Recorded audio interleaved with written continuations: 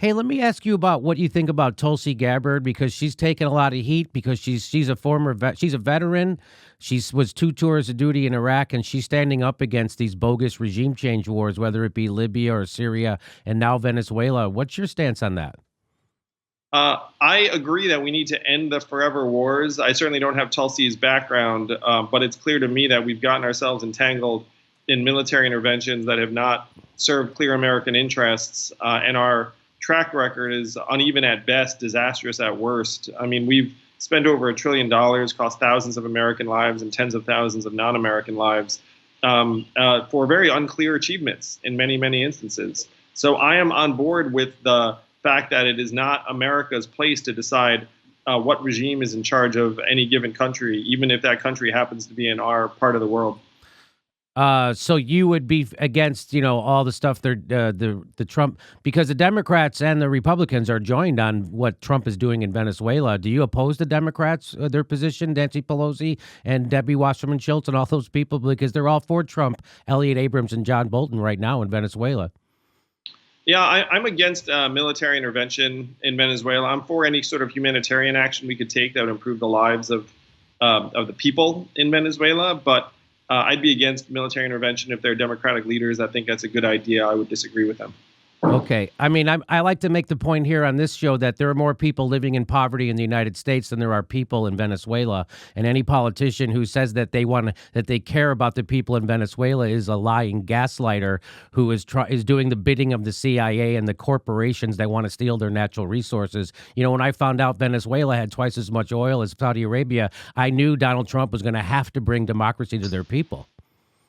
Yeah, I mean, we have to take care of ourselves here at home. We are falling apart. We are disintegrating. Our life expectancy has declined for the last 3 years, which is almost unheard of in a developed country because of drugs and suicides and this gross, rampant inequality and pervasive financial security, which we can change. I mean, we can control our capital flows if we just come together and say, this is the way we want to get it done.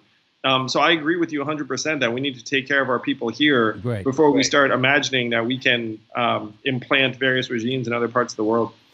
So that's so now the Pentagon spending, no one talks about this. When Barack Obama first became president, people like Barney Frank were saying we need to cut the Pentagon 20%. And they said, well, where do you want to cut? He said, I don't know, but that seems like a good number just to start with. And since then, they've now increased the budget. Since the height of the Iraq war, the Pentagon budget is now 40% higher. They just gave Trump $80 billion more a year than he even asked for the Pentagon spending. Would you make that a priority to cut the Pentagon spending? Yeah, we're spending at least $750 billion that we know of per year. And a lot of that is going to things that may or may not be making us safer.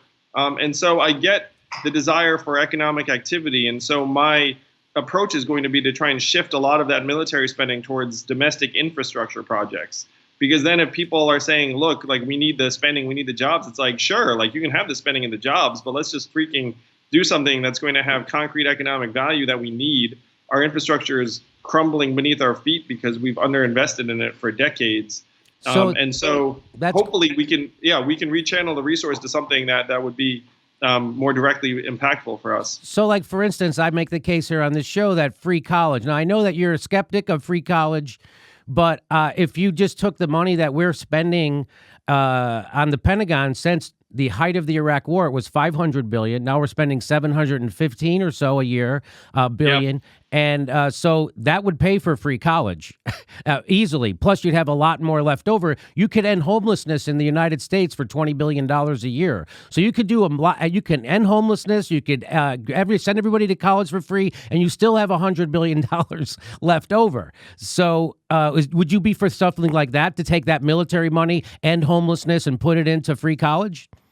Yeah, I mean, anyone who pleads poverty in this country doesn't understand we're the richest, most advanced economy in the history of the world. We're up to $20 trillion in annual GDP. We're just spending it on the wrong things. And so I agree with you that channeling military spending towards domestic priorities should be exactly what we do. Okay, so would you be up for that number? Like, hey, $200 billion, let's cut from the military, because that's what we were spending at the height of the Iraq war. And we can, I mean, I don't think you'd find anybody that would be against that in the United States who doesn't work for a contractor, right?